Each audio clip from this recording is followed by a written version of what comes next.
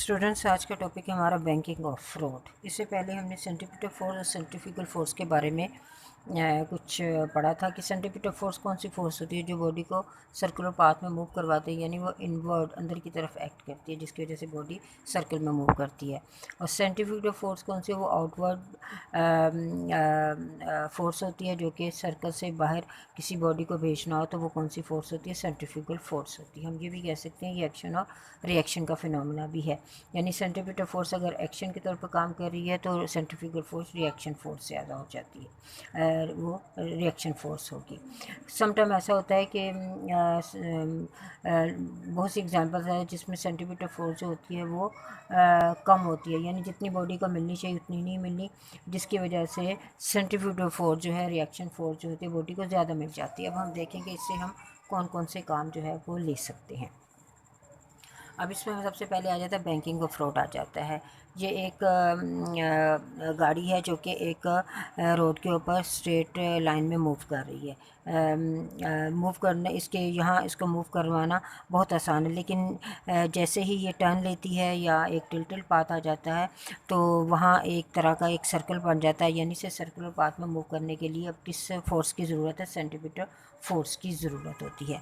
और centimetre force का formula क्या है, Fc=mv²/r, यानी सेंटीमीटर फोर्स डिपेंड करती है मास पे, वेलोसिटी और सर्कल के रेडियस के ऊपर जो है वो डिपेंड करती है। यहाँ गाड़ी को सर्कल में मूव करवाने के लिए जो सेंटीमीटर फोर्स है वो कौन प्रोवाइड करेगा, व्हील और रोड के दरमियान जो फोर्स ऑफ फ्रिक्शन है वो गाड़ी को काफ़ी हद तक सेंटीमीटर फोर्स प्रोवाइड करेगा, जिसकी वजह से वो सर्कुलर पाथ में मूव कर सकती है। लेकिन यहाँ इसका सर्कल जो इसका रेडियस भी कम है, और अगर सम टाइम जो रोड है वो स्लिपरी हो या वेट हो तो फिर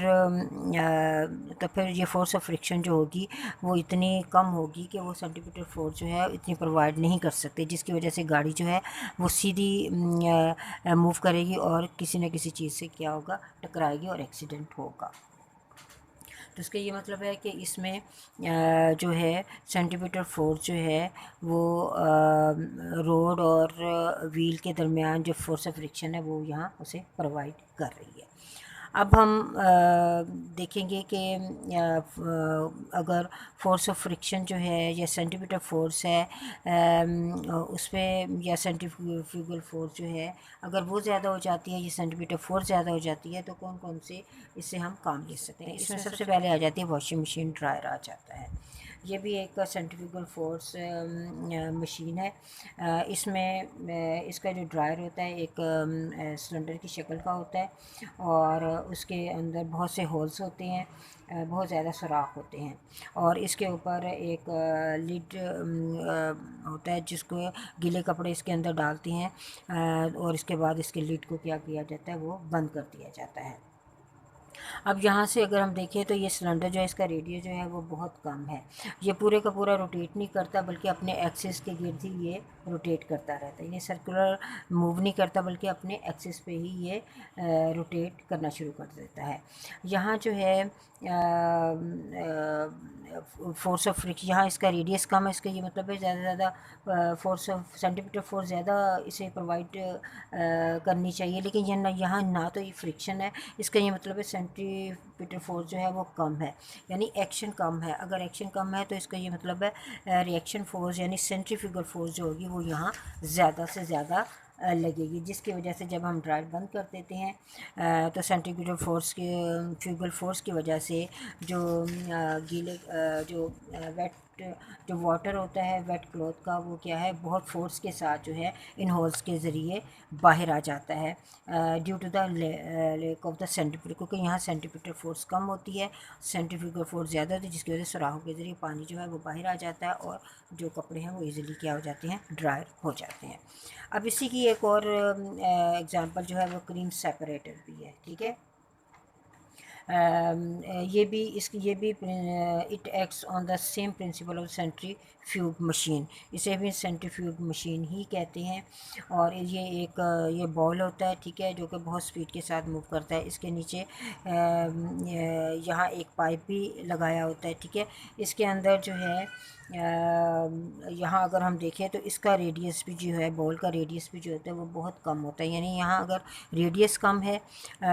F C is equal to M V स्क्र हुआ, यानी अगर रेडियस कम है तो सेंटीमीटर फोर्स की ज़्यादा से ज़्यादा होनी चाहिए, लेकिन यहाँ फ्रिक्शन भी नहीं है, तो इसका मतलब है कि यहाँ रिएक्शन फोर्स जो है यानी सेंट्रीफ्यूगल फोर्स जो होगी वो ज़्यादा से ज़्यादा होगी, जिसकी वजह से जब हम इसमें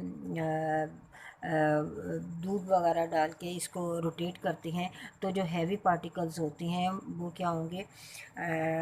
वो बाहर की तरफ मूव हो जाएंगे, और बॉल के साथ अंदर की तरफ जो है लाइट पार्टिकल्स जो होते हैं वो इसके सेंटर में आ जाएंगे, और सेंटर से ये फिर बाहर की तरफ रिमूव कर दिए जाते हैं। यानी इससे हैवी पार्टिकल्स और लाइट पार्टिकल्स जो हैं वो इजीली दूध में से, मिल्क में से अलग कर लिए जाते हैं। यानी ये भी एक प्रिंसिपल जो है सेंट्रीफ्यूग मशीन के तौर पर ही काम करता है, और यहाँ भी सेंट्रीफ्यूगल फोर्स जो है वो ज़्यादा काम करती है।